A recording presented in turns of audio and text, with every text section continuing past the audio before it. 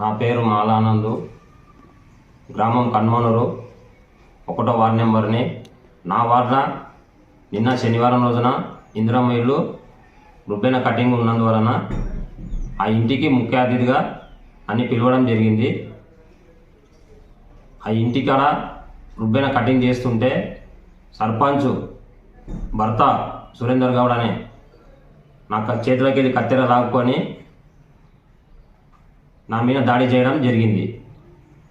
దాడి చేయడానికి ప్రయత్నం చేసిండు. ఇది ఎంతవరకు కరెక్టు?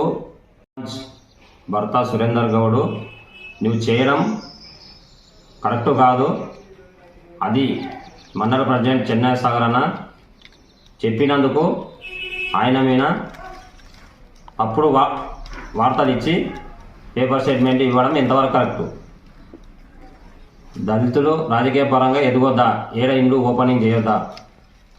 మీరు మీ కాడికే ఓటేసి గెలిచిలేవు. అన్ని కులాలు కలిపి వేస్తేనే ఈరోజు సర్పంచ్, గ్రామానికి సర్పంచ్ అయినావు. అందుకు అందరిని ఒకేలాగా చూడు. దళితులను చూడు, మిగతా కూడా అందరినీ సమానం